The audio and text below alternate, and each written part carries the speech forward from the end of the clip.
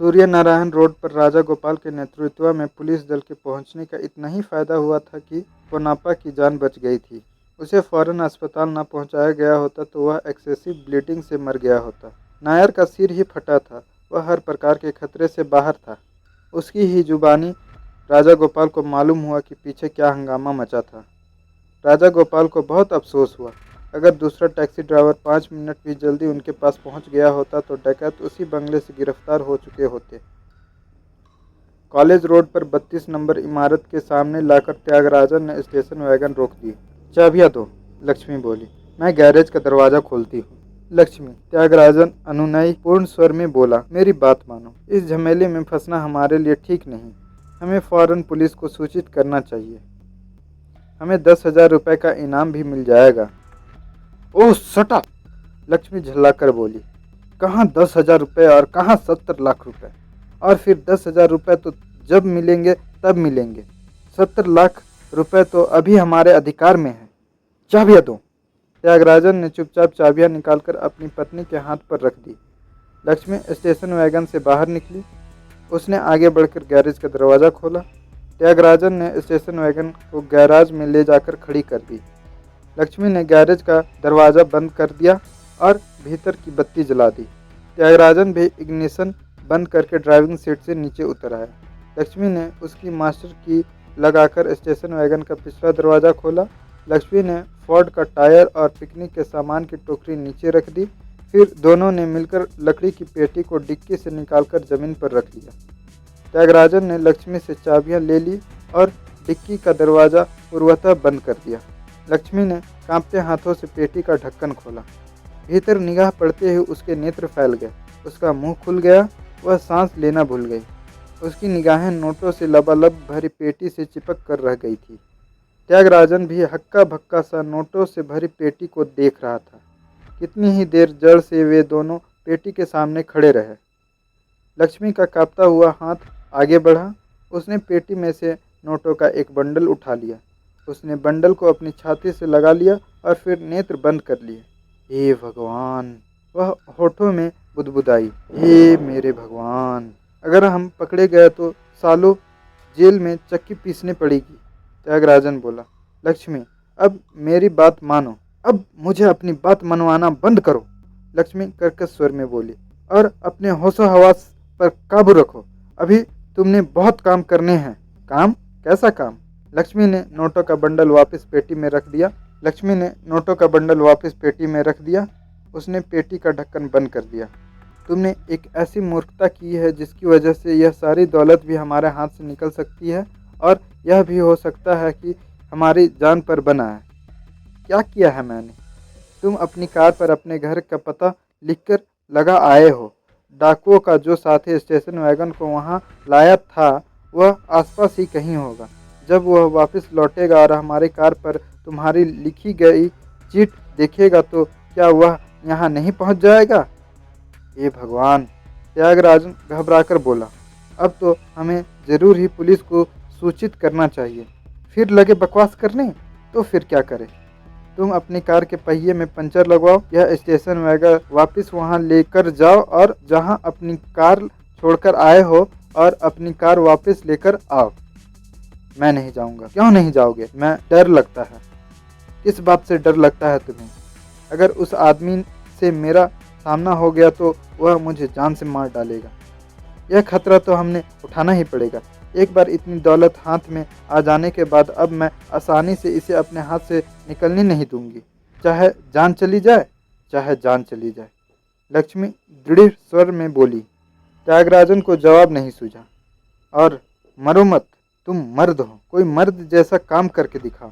लेकिन ऑलराइट, मैं भी तुम्हारे साथ चलूंगी। अगर मरेंगे तो दोनों इकट्ठे मरेंगे। त्यागराजन ने हथियार डाल दिए। उसने टायर को स्टेशन वैगन में रखा और ड्राइविंग सीट पर जा बैठा। वह स्टेशन वैगन को गैराज से बाहर निकाल ले गया। लक्ष्मी ने गैराज का द्वार भीतर से बंद कर लिया। जयशंकर के बंगले की बाबत पुलिस ने आस पड़ोस से पूछताछ आरंभ की। मालूम हुआ कि वह बंगला लगभग 1 महीना पहले जयशंकर नाम के एक दक्षिण भारतीय वृद्ध ने किराए पर लिया था। प्रॉपर्टी एजेंट ने जयशंकर का हुलिया यूं बयान किया, उम्र लगभग 50 साल, छोटा कद, फिर भी काठी तनिक झुकी हुई, शरीर दुबला पतला, सूरत शक्ल और परिधान मामूली। एजेंट ने उसे एक एम्बेसडर गाड़ी चलाते देखा था, लेकिन उस गाड़ी का नंबर याद नहीं था। बंगले के विभिन्न स्थानों से फिंगरप्रिंट उठाया गया और उन्हें क्लासिफिकेशन के लिए पुलिस लेबोरेटरी में भेज दिया गया। रात के 8 बजे तक पुलिस के सामने जयशंकर की हकीकत खुल गई। जयशंकर की फाइल पुलिस सुपरिंटेंडेंट राजा गोपाल के सामने पेश कर दी गई। सुपरिंटेंडेंट साहब को इस नतीजे पर पहुंचते देर नहीं लगी कि अपनी 55 साल की जिंदगी में कम से कम आधी दर्जन बार सरकारी मेहमान बन चुका जयशंकर ही वह 5वां आदमी था जो डाके के दौरान स्टेशन वैगन की ड्राइविंग सीट पर बैठा रहा था और जिसकी किसी ने सूरत नहीं देखी थी। यह बात स्पष्ट थी कि जहां जयशंकर था वहीं लूट का धन था। पुलिस के रिकॉर्ड में जयशंकर की तस्वीर भी थी। अगले दिन वह तस्वीर देश भर के समाचार पत्रों में प्रकाशित हो गई। उन तमाम बातों से बेखबर जयशंकर गुफा के दहाने पर दिल थामे लेटा हुआ था। उसके देखते देखते 70 लाख रुपए से भारी स्टेशन वैगन उसकी नाक के नीचे से निकल गई थी और वह कुछ भी नहीं कर पाया था। इतना रुपया खर्च करने के बाद, इतनी प्लानिंग करने के बाद, इतनी मुसीबत उठाने के बाद जो दौलत उसके हाथ में आई थी वह पलक झपकते ही उसके अधिकार में से निकल गई थी। जयशंकर को लग रहा था कि वह दिल के दौरे से तो नहीं मर रहा था, लेकिन दौलत हाथ से निकल जाने का गम जरूर उसकी जान ले लेगा। उसकी समझ में नहीं आ रहा था कि आखिर वे युवक और युवती स्टेशन वैगन क्यों ले गए, वे कौन थे और स्टेशन वैगन कहाँ ले गए। बड़ी मेहनत से जयशंकर उठकर बैठ गया। उसने रिवॉल्वर अपने बिस्तर पर डाल दी। उसने कॉम्पस की 2 और गोलियां जेब से निकालकर मुंह में रखी और उन्हें पानी के बिना ही निगल गया। थोड़ी ही देर बाद उसे कुछ राहत मिलनी महसूस हुई। वह फिर उन लोगों के बारे में सोचने लगा जो उनकी स्टेशन वैगन ले गए थे। वे वहां तक पहुंचे कैसे? वे जरूर कार पर आए होंगे, तो फिर उनकी कार कहाँ थी? दीवार का सहारा लेकर वह अपने स्थान से उठा और झाड़ियां हटाकर गुफा से बाहर निकल आया। बाहर अंधेरा हो गया था। टॉर्च के प्रकाश में वह कांपते कदमों से आगे बढ़ा। वह बहुत संभल कर कदम रख रहा था। उसे भय था कि दिल पर जोर पड़ने से उसे दोबारा दिल का दौरा न पड़ जाए। अंत में वह उस स्थान पर पहुंच गया जहां थोड़ी देर पहले स्टेशन वैगन खड़ी थी। उसने टॉर्च का प्रकाश चारों ओर डाला। थोड़ी दूर उसे एक कार खड़ी दिखाई दी। लड़खड़ाते कदमों से चलता हुआ उस कार के समीप पहुंचा। वह एक बेहद पुरानी फोर्ड थी। फोर्ड के एक विंड स्क्रीन वाइपर में एक कागज अटका हुआ था। जयशंकर ने वाइपर में से वह कागज खींच लिया। कागज पर लिखा था, मेरी कार पंचर हो गई है, मैं आपकी कार ले जा रहा हूँ। मैं 1-1.5 घंटे में वापस लौट आऊँगा। मैं माफ़ी चाहता हूँ। आपकी जानकारी के लिए मेरा पता यह है, N Thyagaraj, 32 college road, Madras. Jaishankar Ford के साथ लगकर खड़ा हो गया। उसने अपने नेत्र बंद कर लिए। तो उन लोगों के स्टेशन वैगन ले जाने की यह वजह थी। त्यागराजन की अपनी कार बिगड़ गई थी, इसलिए वह स्टेशन वैगन ले गया था और वह वापस आने वाला था। फिर तो यह भी संभव था कि उन्हें खबर भी न लगे कि डिक्की में लाखों रुपए से भरी एक पेटी रखी थी और पेटी की जानकारी उन्हें हो भी कैसे सकती थी। उनके पास डिक्की की चाबी नहीं थी। फिर जयशंकर को ख्याल आया कि चाबी तो उस युवक के पास स्टेशन वैगन के इग्निशन के भी नहीं थी, लेकिन फिर भी उसने स्टेशन वैगन स्टार्ट कर ली थी। फिर तो वह डिक्की भी खोल सकता था, लेकिन शायद उसे डिक्की खोलने की ज़रूरत न पड़े। कांपते हाथों से जयशंकर ने अपनी जेब में से एक कागज का टुकड़ा और पेन निकाला। उसने कागज पर त्यागराजन का पता नोट करके कागज अपनी जेब में रख ली। त्यागराजन का लिखा टुकड़ा उसने वापस फोर्ड के वाइपर पे लगा दिया। त्यागराजन के स्टेशन वैगन लेकर वापस लौटने का इंतजार करने के अतिरिक्त और कोई चारा नहीं था। एकाएक वह फिर भारी कमजोरी का अनुभव करने लगा। धीरे धीरे कांपते कदम बढ़ाता हुआ वह वापस गुफा की ओर लौट चला। विमल ने एल्फिंस्टन ब्रिज क्रॉस करके स्कूटर को महाबलीपुरम की ओर जाने वाली सड़क पर डाल दिया। अभी वह उस सड़क पर कुछ ही दूर बढ़ा था कि उसे अनुभव होने लगा कि आगे कुछ गड़बड़ थी। उसने स्कूटर को एक स्थान पर रोक दिया। विपरीत दिशा से एक साइकिल वाला आ रहा था।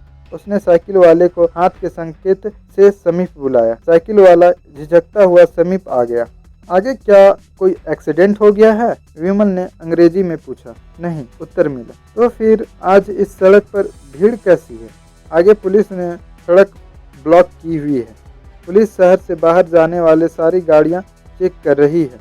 क्या? विमल वजह जानता था, लेकिन फिर भी उसके मुंह से निकल गया। पुलिस उन लोगों की तलाश में है जिन्होंने स्टेडियम में डाका डाला था। ओह, विमल बोला। अभी कोई पकड़ा नहीं गया? मुझे नहीं मालूम। Thank you. साइकिल वाला आगे बढ़ गया। विमल चिंतित हो उठा। अगर महाबलीपुरम जाने वाली सड़क पर पुलिस तैनात थी तो हाईवेज पर तो और भी कड़ा पहरा होगा। स्कूटर पर आगे बढ़ने में बहुत रिस्क था। हालांकि पुलिस केवल कारों की तलाशी ले रही थी, लेकिन चेक पोस्ट पर वह पहचाना जा सकता था। उसने स्कूटर घुमाया और वापस लौट पड़ा। उसका दिमाग तेजी से महाबलीपुरम के रास्ते पर आगे बढ़ने की कोई तरकीब सोच रहा था। चर्च रोड, पीवी कॉबिल स्ट्रीट और ट्रिपली केन हाई रोड से होता हुआ वह शांति सिनेमा के सामने पहुंच गया। वहां कोई तमिल की फिल्म चल रही थी जिसका वह ठीक से नाम भी नहीं पढ़ पाया। उसने स्कूटर को पार्क किया, टिकट खरीदी और सिनेमा हॉल में घुस गया। फिल्म शुरू हो चुकी थी। विमल उगता सा सिनेमा हॉल में बैठा रहा। फिल्म खत्म होने पर जब वह बाहर निकला तब अंधेरा हो चुका था। उसने अपना स्कूटर संभाला और मार्केट पहुंच गया। वहां से उसने एक माउथ ऑर्गन खरीदा और एक वैसी टोपी खरीदी जैसे ज्वेल्थ थीफ में देवानंद पहनता था। माउथ ऑर्गन उसने जेब में रखा। टोपी उसने सिर पर इस प्रकार जमाई कि उसके चश्मे तक झुक आई और फिर मुर मार्केट में ही स्थित एक रेस्टोरेंट में घुस गया। वहां उसने पेट भरकर साउथ इंडियन खाना खाया। बाहर आकर उसने फिर स्कूटर संभाला और मेरीना बीच की ओर उड़ चला। रेसिडेंसी कॉलेज की इमारत के समीप उसने स्कूटर खड़ा किया और बीच पर पहुंच गया। बीच पर सैलानियों की काफी भीड़ थी। एक स्थान पर जाकर वह रेत में आंधे मुंह लेट गया। कब नींद आई उसे खबर नहीं लगी। जब उसकी नींद खुली तो सवेरा हो चुका था। नित्य क्रम से निवृत्त होकर उसने अपनी टोपी अपने सिर पर जमाई और वहां से चल दिया। एक गंदे से रेस्टोरेंट में उसने कॉफी पी। रेसिडेंसी कॉलेज के सामने से उसने स्कूटर उठाया और 35 माउंट रोड पर स्थित government of India tourist office के सामने पहुंच गया। वह पहले ही पता कर चुका था कि वहां से महाबलीपुरम के लिए टूरिस्ट बस जाती थी। विमल ने स्कूटर पार्क किया, चश्मा उतार कर जेब में रखा और टोपी को अपनी आंखों पर और अधिक झुकाकर बुकिंग पर पहुंचा। वहां से उसने महाबलीपुरम जाने वाली साधारण टूरिस्ट बस की एक टिकट खरीदी और बस में घुस गया। उसने बस के बीच की एक सीट चुन ली। माउथ ऑर्गन उसने जानबूझकर अपनी कमीज की ऊपरीली जेब में रख लिया था। उसकी बगल में एक विद्यार्थी दिखाई देने वाला युवक बैठा था। बजाना आता है? विद्यार्थी उसकी जेब में रखे माउथ ऑर्गन की ओर संकेत करता हुआ अंग्रेजी में बोला। विमल ने सहमति सूचक ढंग से सिर हिलाया। अगर ऐतराज ना हो तो बजाकर सुनाओ, रास्ता मजे से कट जाएगा। ओके, विमल बोला। उसने माउथ ऑर्गन निकालकर होठों से लगाया और उसे बजाना आरंभ कर दिया। माउथ ऑर्गन बजाने में वह दक्ष था। शीघ्र ही सारी बस का ध्यान उसकी ओर आकर्षित हो गया। बस में आधे से अधिक विद्यार्थी थे। शीघ्र ही वे सब माउथ ऑर्गन की धुन की ताल में चुटकियां बजाने लगे और अपने पैरों से बस का लकड़ी का फर्श ठकठकाने लगे। बस चल पड़ी। विमल बड़ी लगन से माउथ ऑर्गन बजाता रहा। वह महाबलीपुरम जाने वाली सड़क के उस स्थान पर पहुंच गई जहां पुलिस ने चेक पोस्ट बनाई हुई थी। इतनी सुबह उस सड़क पर अधिक ट्रैफिक नहीं था। एक पुलिसमैन के संकेत पर बस रुक गई।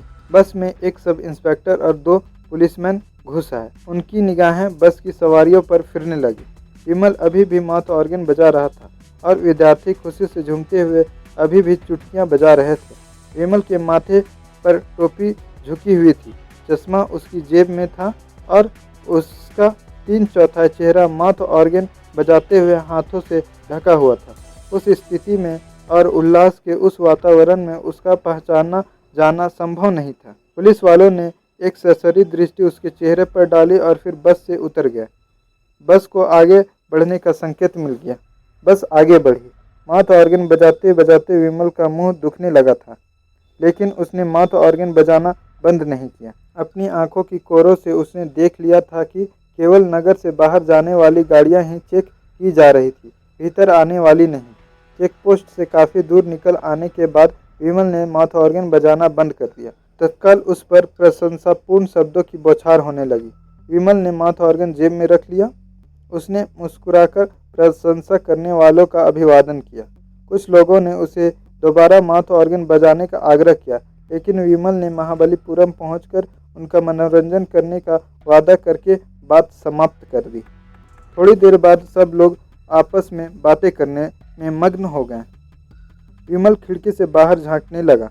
उसकी निगाह सड़क के किनारे पर लगे हर मील के पत्थर पर पड़ रही थी।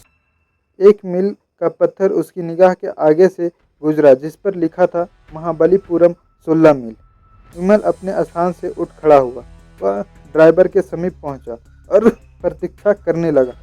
ज्यों ही उसे समीप आता अगला मील का पत्थर दिखाई दिया, वह ड्राइवर से बोला, मुझे यहाँ उतार दो प्लीज़। ड्राइवर ने विचित्र नेत्रों से विमल की ओर देखा, लेकिन उसने बस रोकने से इनकार नहीं किया। थैंक यू, विमल बोला और बस से नीचे उतर आया। कुछ विद्यार्थियों ने उसे पीछे से आवाज़ लगाई, लेकिन विमल ने उनकी ओर ध्यान नहीं दिया। बस आगे बढ़ गई। विमल ने माउथ ऑर्गन जेब में रख लिया और चश्मा निकालकर अपनी आंखों पर लगा लिया। चश्मे के बिना वह बहुत परेशानी अनुभव कर रहा था। वह सड़क से नीचे उतर आया और कच्चे रास्ते पर आगे बढ़ा। महाबलीपुरम जाने वाली सड़क पर पुलिस चेकिंग पोस्ट पर त्यागराजन को स्टेशन वैगन रोकनी पड़ी। त्यागराजन भयभीत सा स्टेशन वैगन की ड्राइविंग सीट पर बैठा रहा। लक्ष्मी ने उसकी बदरंग सूरत देखी तो गुर्राकर बोली, जरा होश में आओ, तुम्हारी तो सूरत ही तुम्हारी नीयत की चुगली कर रही है। त्यागराजन ने बेचैनी से पहलू बदला। संयोगवश जो पुलिसमैन स्टेशन वैगन को चेक करने आया वह त्यागराजन का ही परिचित था। त्यागराजन ने उसे देखकर मुस्कुराया। पुलिसमैन ने त्यागराजन का अभिवादन किया और फिर बोला, इस वक्त इधर कहाँ चले साहब? दिन में पिकनिक के लिए महाबलीपुरम गया था। त्यागराजन अपने चेहरे पर जबरदस्ती मुस्कुराहट लाता हुआ बोला, वहाँ थर्मस रह गई है, वही लेने जा रहा हूँ। अब तो शायद ही मिले वह। देखते हैं, जितने की थर्मस होगी उतने का तो 75 मील के राउंड में आप पेट्रोल फूंक देंगे। यार, वह थर्मस बहुत कीमती है। आपकी फोर्ड कहाँ गई? खराब हो गई। यह गाड़ी किसी कस्टमर की है। पुलिसमैन ने स्टेशन वैगन के भीतर झांका, फिर उसका नंबर चेक किया और फिर त्यागराजन को आगे बढ़ने का संकेत कर दिया। त्यागराजन ने छुटकारे की सांस ली और स्टेशन वैगन आगे बढ़ा दी। क्या हुआ? कुछ भी नहीं हुआ, लक्ष्मी तिरस्कारपूर्ण स्वर में बोली। तुम तो खामखा ही मरे जा रहे थे। त्यागराजन ने उत्तर नहीं दिया। वह चुपचाप गाड़ी ड्राइव करता रहा। जगह याद है या भूल गई? कुछ देर बाद लक्ष्मी ने पूछा। याद है, याद है। कान मत खाओ, त्यागराजन झल्लाकर बोला। 17वें मील के पत्थर के पास से उसने स्टेशन वैगन सड़क से नीचे उतार दी और उसे बाई और कच्ची सड़क पर मोड़ दिया। शीघ्र ही वह उस स्थान पर पहुंच गई जहां उसकी फोर्ड खड़ी थी। फोर्ड के विंड स्क्रीन वाइपर में उसका लिखा पर्चा अभी भी फंसा हुआ था। उसने स्टेशन वैगन को फोर्ड के समीप ले जाकर रोका और उसमें से बाहर निकल आया। सबसे पहले उसने अपना पर्चा वाइपर में से निकालकर जेब के हवाले किया और फिर वह टायर बदलने में जुट गया। अपनी गुफा में पड़े जयशंकर ने कार की आवाज़ सुन ली थी। वह लड़खड़ाता हुआ गुफा से बाहर निकल आया। वह झाड़ियों के पीछे छुपकर त्यागराजन को टायर बदलते देखने लगा। स्टेशन वैगन वापस लौट आई देखकर उसकी जान में जान आई। न जाने क्यों वे लोग जयशंकर को बहुत शरीफ लग रहे थे और उसका मन कह रहा था कि उन्होंने डिक्की को नहीं खोला होगा। टायर बदल चुकने के बाद त्यागराजन ने लक्ष्मी को कार में बैठने का संकेत किया। बदला हुआ टायर उसने डिक्की में रखा और कार की ड्राइविंग सीट पर आ बैठा। अगले ही क्षण कार कच्ची सड़क पर हिचकोले खाते हुए आगे बढ़ गई। धीरे धीरे चलता हुआ जयशंकर स्टेशन वैगन के समीप पहुंचा। कांपते हाथों से उसने डिक्की का ताला खोला और उसका दरवाज़ा ऊपर उठाया। फिर जैसे उसे सांप सूंघ गया। डिक्की खाली थी। क्रोध और बेबसी से उसका चेहरा विकृत हो उठा। उसके मुंह से एक गंदी गाली निकली और उसने जोर से खाली डिक्की में थूक दिया। त्यागराजन निर्विघ्न वापस अपने निवास स्थान पर पहुंचा। उसने अपनी फोर्ड गैरेज में खड़ी कर दी और दरवाज़ा भीतर से बंद कर लिया। नोटों से भरी पेटी वहीं पड़ी थी जहां वे उसे छोड़कर गए थे। लक्ष्मी, त्यागराजन दयनीय स्वर में बोला। मैं फिर कहता हूँ, हमें पुलिस को सूचित करना चाहिए। हे भगवान, लक्ष्मी क्रोधित स्वर में बोली। अब यह एक ही राग आलपना बंद करोगे या नहीं? लक्ष्मी, इतना रुपया हम नहीं रख सकते, हम इसे खर्चा नहीं कर सकते। हम लोगों को क्या बताएंगे कि हमारे पास रुपया कहाँ से आया? हम यह शहर छोड़ देंगे। कैसे छोड़ देंगे? हर जगह तो पुलिस का पहरा लगा हुआ है। मैं यह शहर अभी छोड़ने की बात नहीं कह रही हूँ। पुलिस का पहरा हमेशा नहीं लगा रहेगा। कभी न कभी तो पुलिस हताश होकर इस मामले से अपना हाथ खींचेगी ही।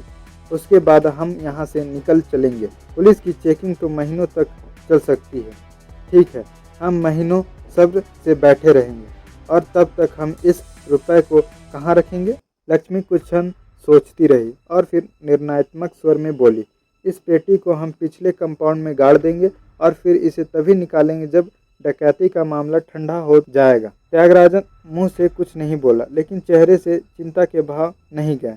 देखो, लक्ष्मी उसे समझाते हुए बोली, किसी को मालूम नहीं है कि बैंक का लूटा हुआ रुपया हमारे अधिकार में है और ना ही किसी को मालूम होने की संभावना है। तुम मुझे कोई ऐसा रास्ता बता दो जिससे पुलिस को दौलत हमारे पास होने की भनक भी पड़ सकती हो। फिर मैं यह बात मान लूंगी कि हमें इसकी सूचना पुलिस को देनी चाहिए। त्यागराजन को उत्तर नहीं सूझा। उस रात उन्होंने नोटों से भरी पेटी को चुपचाप अपने घर के पिछले कंपाउंड में गाड़ दिया। अगली सुबह तक जयशंकर की तबीयत सुधर गई। दिल के दौरे से उत्पन्न खतरा टल गया था और वह स्वयं को पूर्वतः स्वस्थ अनुभव करने लगा था। कल रात तक उसे लग रहा था कि उसका दम निकलने में थोड़ा ही समय बाकी था, लेकिन आज वह ऐसा अनुभव कर रहा था जैसे दिल का दौरा उसे कभी पड़ा ही नहीं था। नित्य क्रम से निर्वृत्त होकर उसने स्टोव जलाया और अपने लिए कॉफ़ी और अंडों का ब्रेकफास्ट तैयार किया। उसके बाद उसने अपनी जेब का सारा सामान निकालकर बिस्तर पर डाल दिया। फिर उसने अपना सूटकेस खोला। जयशंकर एक पेशेवर और तजुर्बेकार अपराधी था और वह आदतन अपने आप को किसी भी प्रकार की स्थिति के लिए हमेशा तैयार रखता था। उस सूटकेस में एक पादरी का पहनावा, लंबी दाढ़ी और सफ़ेद बालों का विग। आधे घंटे के बाद गुफा में एक बहुत ही धर्मपरायण पादरी खड़ा था। जयशंकर ने शीशे में अपनी छाती पर फैलती लंबी दाढ़ी और सिर पर पहने तसलीफ जैसे टोपी का निरीक्षण किया। उसने एक लंबी चेन के सहारे अपने गले में लटके क्रॉस को छुआ और फिर संतुष्टिपूर्ण ढंग से सिर हिलाने लगा। उसे विश्वास था कि उसे उस सूरत में कोई नहीं पहचान सकता था। अंत में उसने अपने मेकअप पर फिनिशिंग टच के तौर पर अपनी नाक पर तार के फ्रेम वाला गोल शीशों वाला चश्मा लगाया और फिर बिस्तर पर पड़ा अपना सामान अपनी जेबों में भरना आरंभ कर दिया।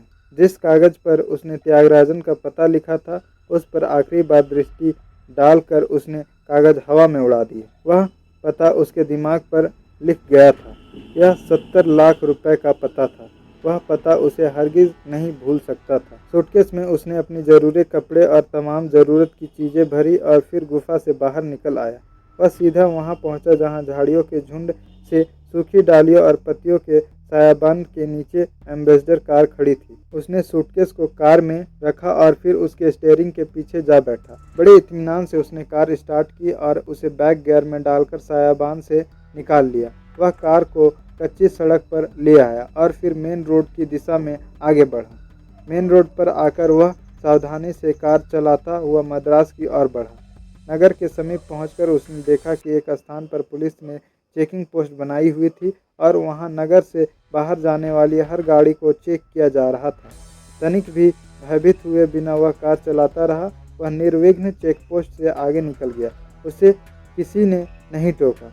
कॉलेज रोड पर उसने कार को सड़क के किनारे पार्क कर दिया। उसने कार से अपना सूटकेस निकाला, कार को लॉक किया और फिर सूटकेस हाथ में लटकाया छोटे छोटे कदम रखता हुआ 32 नंबर इमारत की ओर बढ़ा। 32 नंबर इमारत के सामने पहुंचकर उसने द्वार पर लगी कॉल बेल बजाई। द्वार खुला। द्वार पर जयशंकर को वह युवती दिखाई दी जो पिछली रात अपने युवा साथी के साथ उसके स्टेशन वैगन ले गई थी। अपने सामने एक पादरी को खड़ा देखकर लक्ष्मी के चेहरे पर उलझन के भाव उभर आए। फरमाइए, वह बोली। मिसेज त्यागराजन? जयशंकर ने प्रश्न किया। जी हाँ, मेरा नाम जयशंकर है। मैं उस रुपये के बारे में यहाँ आया हूँ जो सॉरी, हम चर्च को चंदा नहीं देते। और लक्ष्मी ने द्वार बंद करने का उपक्रम किया, लेकिन जयशंकर पहले ही अपना पांव बंद होते हुए द्वार के रास्ते में फंसा चुका था। आपने मेरी बात नहीं सुनी मैडम। मैं चंदा मांगने नहीं आया हूँ। मैं उस रात 70 लाख रुपए की बात कर रहा हूँ जो आपने और आपके पति ने मेरी स्टेशन वैगन से चुराए हैं। लक्ष्मी के चेहरे का रंग उड़ गया। वह हक्की बक्की सी अपने सामने खड़े दुबले पतले पादरी को देखने लगी। इतनी ही देर उसके मुंह से बोल न फूटा। लगता है मैंने आपको डरा दिया। मैं शर्मिंदा हूँ। जयशंकर पूर्वतः मीठे स्वर में बोला। क्या मैं अंदर आ सकता हूँ? खबरदार, एकाएक लक्ष्मी चिल्लाई। फौरन यहाँ से दफा हो जा, वरना मैं पुलिस को फ़ोन कर दूंगी। बहुत गलत हरकत करेंगी आप। आपको तो पुलिस के बारे में सोचना भी नहीं चाहिए। आप सोचिए, अगर पुलिस यहाँ आ गई तो क्या मैं उन्हें यह बता नहीं दूंगा कि आप अपने घर में स्टेडियम का लूटा हुआ माल छुपाए हुए हैं? क्या चाहते हो? लक्ष्मी कठिन स्वर में बोली। सबसे पहले तो मैं भीतर आना चाहता हूँ, जयशंकर बोला। लक्ष्मी दरवाजे से एक और हट गए। जयशंकर भीतर प्रविष्ट हुआ। वह ड्राइंग रूम में एक कुर्सी पर बैठ गया और बोला, दरवाज़ा बंद कर दीजिए। लक्ष्मी ने दरवाज़ा बंद कर दिया और उसके सामने आ खड़ी हुई। तशरीफ रखिए, वह बोला। तुम जयशंकर हो? लक्ष्मी बैठने का उपक्रम किए बिना बोली। करेक्ट। ये दाढ़ी मुझ नकली है? आपने कैसे जाना? आज के अखबार में तुम्हारी तस्वीर छपी है। अच्छा? जयशंकर उखड़े स्वर में बोला। मैंने अखबार नहीं देखा। लक्ष्मी ने उस रोज का दीना थानथी उसके सामने रख दिया। जयशंकर ने देखा, अखबार के मुख्य पृष्ठ पर ही उसकी तस्वीर छपी हुई थी। तस्वीर देखकर जो पहला ख्याल जयशंकर के दिमाग में आया वह यह था कि उसने पादरी के भेष में नगर में प्रविष्ट होकर भारी समझदारी का परिचय दिया था। यह उसके लिए हैरानी का विषय था कि पुलिस इतनी जल्दी उसके बारे में जान गई थी। क्या चाहते हो? लक्ष्मी ने पूछा। जयशंकर ने अखबार रख दिया और बोला, कहने की जरूरत नहीं है कि मैं वह रुपया वापस चाहता हूँ और इसलिए यहाँ आया हूँ, लेकिन अगर आप मुझे थोड़ा सहयोग दे तो मैं वह दौलत आप लोगों के साथ बांटने को तैयार हूँ। हमारे पास रुपया नहीं है। फिर बहकने लगी आप। रुपया आपके पास है। मेरे सामने झूठ बोलना बेकार है। मैंने आपको और आपके पति को स्टेशन वैगन ले जाते देखा था। रुपया स्टेशन वैगन के डिक्की में था। जब आप लोग स्टेशन वैगन वापस छोड़कर गए थे तो रुपया उसमें नहीं था। जाहिर है स्टेशन वैगन के डिक्की में से नोटों से भरी पेटी आप लोगों ने निकाली है। वह पेटी कहाँ रखी है आप लोगों ने? मुझे नहीं मालूम तुम क्या कह रहे हो। मैंने किसी पेटी के बारे में नहीं जानती। लक्ष्मी उखड़े स्वर में बोली। तुम ऐसे नहीं मानोगी। एकाएक जयशंकर सांप की तरह फुफकारता हुआ बोला। मैं चाहता था कि नरमी से काम बन जाए, लेकिन तुम तो डंडे की यार हो। जयशंकर के भाव में ऐसा तीव्र परिवर्तन हुआ था कि लक्ष्मी बेहद डर गई। उसके देखते देखते जयशंकर ने अपनी जेब से एक रिवॉल्वर निकाल ली और उसे लक्ष्मी के सामने करता हुआ बोला, तुम्हें सबक सिखाना पड़ेगा। यह रिवॉल्वर देख रही हो? लक्ष्मी के मुंह से बोल नहीं फूटा। इस रिवॉल्वर की नाल से गोली नहीं तेजाब निकलता है। जयशंकर बोला। अगर जरा सा भी तुम्हारे चेहरे पर पड़ गया तो यह तुम्हारे इस खूबसूरत चेहरे से खाल को यूं छील देगा जैसे तुम संतरा छिलती हो। देखो। और उसने रिवॉल्वर का रुख लक्ष्मी के पांव की ओर करके थोड़ी देर के लिए ट्रिगर दबा दिया। लक्ष्मी के पांव से केवल कुछ इंच दूर सफ़ेद धुआं सा उठा और जब धुआं छटा तो उसने कालीन में एक छेद दिखाई देने लगा। जहां तेजाब पड़ा था वहां से कालीन गायब हो गया था।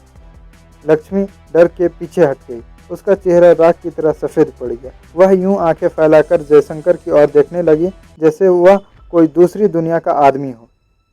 पेटी कहाँ है? जयशंकर क्रूर स्वर में बोला। वह लक्ष्मी हकलाती हुई बोली। वह हमने पिछले कंपाउंड में जमीन में गाड़ दी है।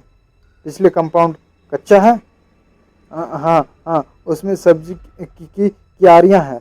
शाबाश, बहुत समझदारी का काम किया तुम लोगों ने। जब तक पुलिस की सरगर्मी खत्म नहीं होती, जानती हो, पेटी वहाँ सुरक्षित रहेगा। आप लक्ष्मी अब सम्मान से बोल रही थी। आप वह दौलत हम लोगों के साथ बांटने की बात कर रहे थे? हाँ, जयशंकर प्रशंसात्मक स्वर में बोला। अब की ना समझदारी की बात। जैसे कि अखबार में छपी मेरी तस्वीर से जाहिर है पुलिस बुरी तरह से मेरी तलाश में है। अगर तुम लोग मुझे आने वाले कुछ समय के लिए यहाँ छुपाकर रख लो तो मैं पेटी में मौजूद 70 लाख रुपए में से आधे तुम लोगों को दे दूंगा। 70 लाख? मैंने गिनी नहीं है, थोड़े बहुत कम भी हो सकते हैं, लेकिन जितने भी हैं उनमें से आधे मैं तुम लोगों को दे दूंगा। लेकिन आपका यहाँ रहना कैसे संभव हो सकता है? क्यों क्यों नहीं हो सकता? तुम और तुम्हारा पति इस इमारत में अकेले रहते हो। यह अच्छा खासा बड़ा मकान है, मैं यहाँ आराम से छुपा रह सकता हूँ और जब तक पुलिस की सरगर्मी खत्म नहीं हो जाएगी मैं यहाँ से बाहर कदम भी नहीं रखूँगा। और मैं तुमसे वादा करता हूँ कि मैं तुम्हें कोई नुकसान भी नहीं पहुँचाऊँगा और तुम्हारी और तुम्हारे पति की स्वतंत्रता में बाधक भी नहीं बनूँगा। लक्ष्मी सोचने लगी। तुम्हारा पति कहाँ है? जयशंकर ने पूछा। वे ऑफिस गए हैं। तुम उन्हें फ़ोन करके थोड़ी देर के लिए बुला लो, फिर हम इकट्ठे बात करेंगे। मुझे उम्मीद है तुम्हारा पति मेरी बात ज़रूर मान जाएगा। वह नहीं मानेगा। क्यों? जयशंकर हैरानी से बोला। वह बहुत कायर आदमी है। वह तो शुरू से ही चाहता था कि हम पुलिस में रिपोर्ट कर दें। मैंने बड़ी मुश्किल से उसे ऐसा करने से रोका। तुम बहुत समझदार हो। और जहाँ तक तुम्हारे पति का सवाल है, तुम उसे वापस बुलाओ और मुझे उससे बात करने दो। मैं उसे मना लूँगा। अगर मैंने तुम्हें मना लिया है तो मैं उसे भी मना लूँगा। और उसने बड़े अर्थपूर्ण ढंग से अपने हाथ में थमे रिवॉल्वर को झटका दिया।